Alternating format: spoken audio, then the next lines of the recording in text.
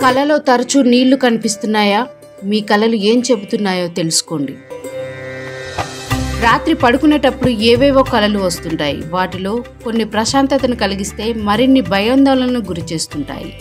వాటిని తలుచుకుంటే కలవరం మొదలవుతుంది. కానీ ఎలాంటి కలలు వచ్చినా సరే అవి మన జీవితంలో జరగబోయే మంచి చెడులకు సంకేతాలేవని స్వప్న శాస్త్రం చెప్తుంది. కలలో నీళ్లు కనబడడం కూడా భవిష్యత్తులో జరగబోయే విషయాలకు ప్రతిబింబాలనేది పండితులు చెబుతున్నారు. అయితే అది మంచికా చెడుకా అనేది నీళ్లు కనబడిన విధానాన్ని బట్టి ఉంటుంది.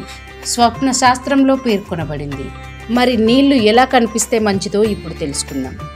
కలలో సముద్రం కనిపిస్తే మంచిది కాదు. సముద్రపు నీరు ఉప్పగా ఉంటుంది కాబట్టి దీన్ని అరిష్టంగా చెబుతుంటారు. దీనివల్ల ప్రమాదాలు ఎదురయ్యే అవకాశం ఉంది. ఆర్థికంగా నష్టపోతారు. సంఘర్షణలకు గురి కావచ్చు. జలపాతాలు గుర్తింపులో మార్పును సూచిస్తుంది. జీవితంలో వచ్చే ఆటుపోట్లను సూచిస్తాయి. అదే నదిలో నీటిని చూడడం మంచికి సంకేతం. భవిష్యత్తులో మెరుగైన ఫలితాలు లభిస్తాయి.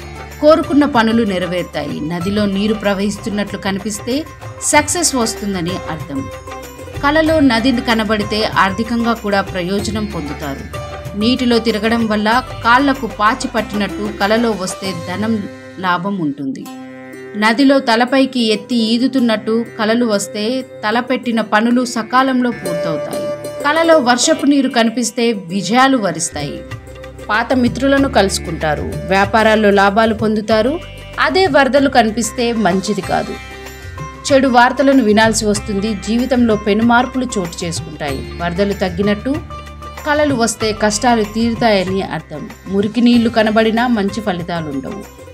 బావిలో నీటిని చూసిన విధానాన్ని బట్టి భిన్న ఫలితాలు గోచరిస్తున్నాయి. బావిలో నీరు పొంగుతున్నట్టు కలలో వస్తే మంచిది కాదు.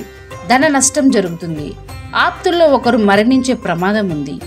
ఇదే కల స్త్రీకి వస్తే వైవిధ్యం లేదా భర్తకి ఆపదలు కలిగే సూచన ఉంది. బావి ప్రశాంతంగా ఉండి నీటితో తోడుతున్నట్టు కలలు వస్తే ఐశ్వర్య ప్రాప్తి ఉంటుంది. బ్రహ్మచారులకు వివాహమయ్యే అవకాశాన్ని సూచిస్తుంది.